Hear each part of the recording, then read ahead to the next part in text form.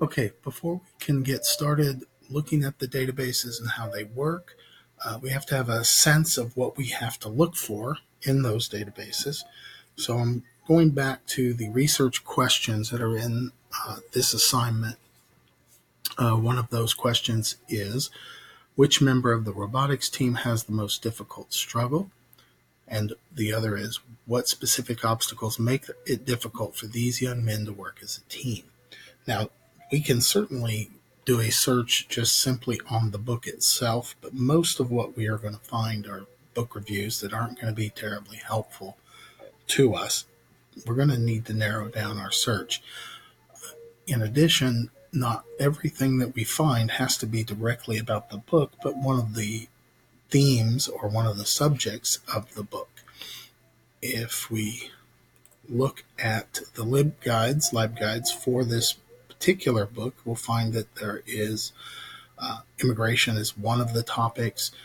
Robotics is another topic. We also know, if you've read the book, that the teenagers deal with issues related to poverty and some of the typical things that any teenager goes through.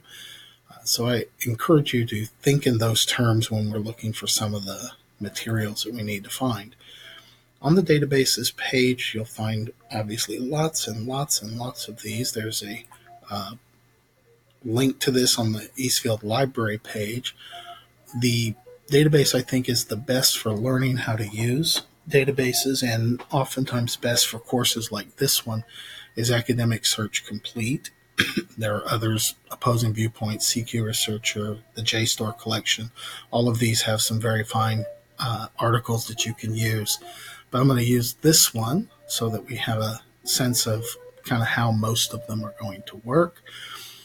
If you put in just spare parts, book, themes, and of course, if you spell it correctly, it'll help us a lot.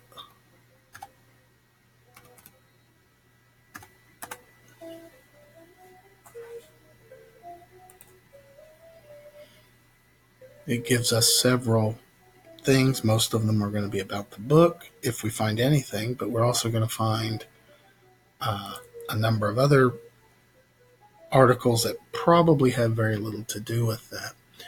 But let me show you. I've narrowed down a list here since our students in the book are undocumented immigrants, and they are trying to do an extracurricular activity, perform on the robotics team. There's lots and lots of things that show up.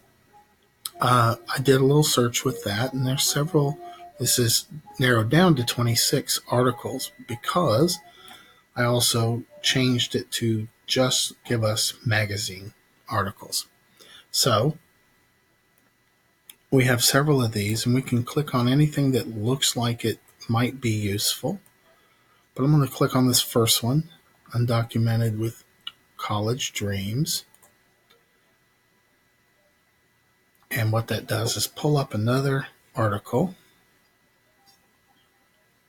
right here. And what we see is an abstract. Article discusses the experience of Sergio, an illegal alien and English language learner attempting to attend college. We don't know yet whether this is going to be useful to us or not. Just for the sake of time, we'll pretend that this is a useful article. I suspect it's not really for this paper, but this abstract is very important. It's one paragraph usually, and it will tell us the main ideas that are in an article that you have at your disposal. You have to read the whole article in order to know for sure that it's useful. But I usually suggest that if students think that something is possibly useful, they go ahead and start thinking about whether or not to put it on their working bibliography. I'm going to click the full text so that we can look at the whole article. It should come down here. It says, gives us our title, a number of things like challenges at school. This is certainly one that our characters had in our book, and we could look and see whether these things are useful to us as we go along. Now, let's say that we find a section of the article, or we read the first couple of paragraphs and decide this has potential for the paper. We're not sure yet. We won't know until we read it all the way through, and probably until we start writing. There are a number of things you can do. You can certainly print the article out. You can add it to your Google Drive or to a special folder.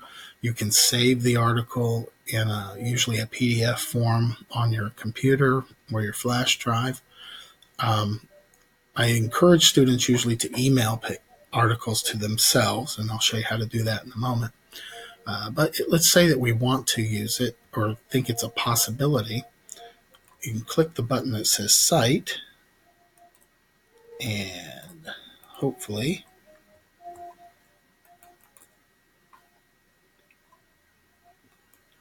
scroll down to MLA. And this will give us the article in its format, almost correct, in MLA format. One can even just select it and copy it, Control C. And I've already created a document, Working Bibliography Spare Parts Demonstration, and I'm going to paste that in. This is a potential. We can potentially use it. Now, there are several things not correct with this, so we have to make some changes. First of all, titles of journals are italicized, so we need to do that. Titles of databases are italicized. We also need to enter the access date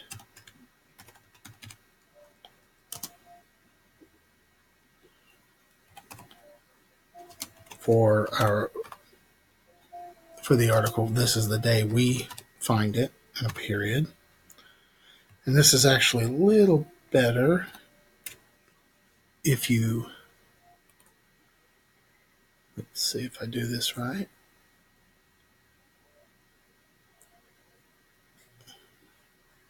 Indentation options, special indent, hanging, because we always use hanging indents, and apply. Now we have one of the articles that's possible. And I'm going to go back to our list and go back to our result list because I want to find something else that's possible for.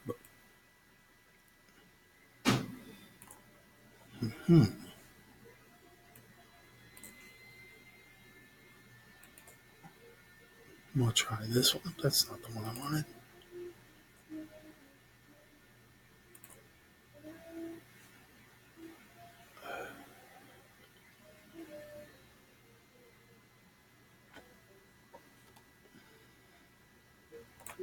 I like the title here, and I'm going to pick this.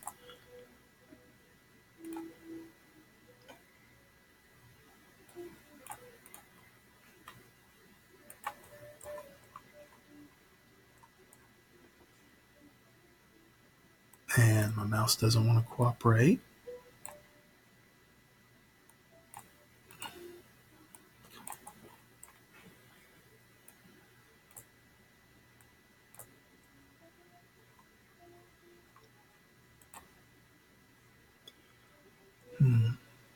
This does not give us what I was looking for, but I'm going to go ahead and put it in anyway.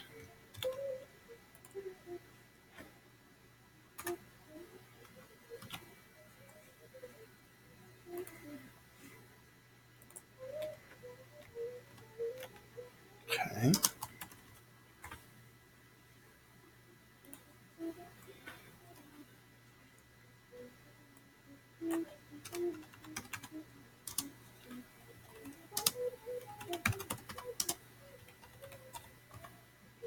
Now, a problem, not a big problem, but one we'll deal with at some point is that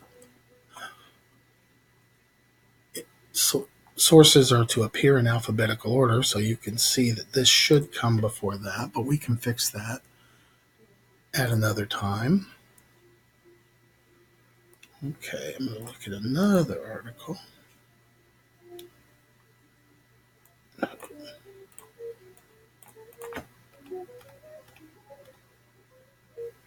You'll notice that this article has instead of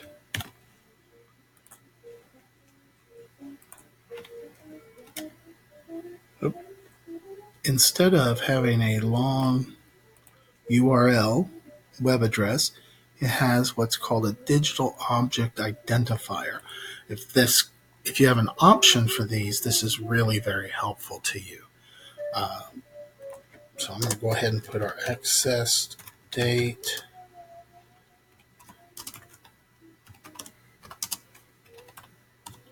We're going to fix some of these little problems with the italicizing.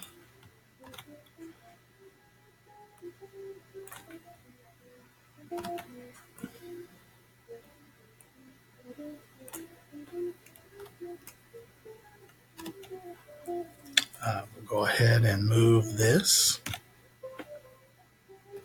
to the beginning.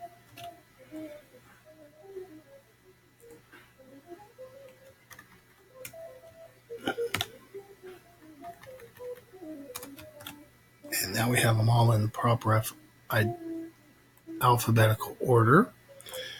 And of course, this is something you can work with. Once you read an article, you might even be able to put a summary or something that helps you remember what it is all about. Okay, I'm going to go back to this one article, and I'm going to show you that again, you can save this to your flash drive, to your computer. That can be useful. I have students who do their same research 3 or 4 times because they don't save the work that they're looking at. I like the email option quite a bit because all you have to do is click that, type your own email address in the subject. I encourage you to make sure the citation format is MLA and PDF if as an attachment, because then it's saved for you.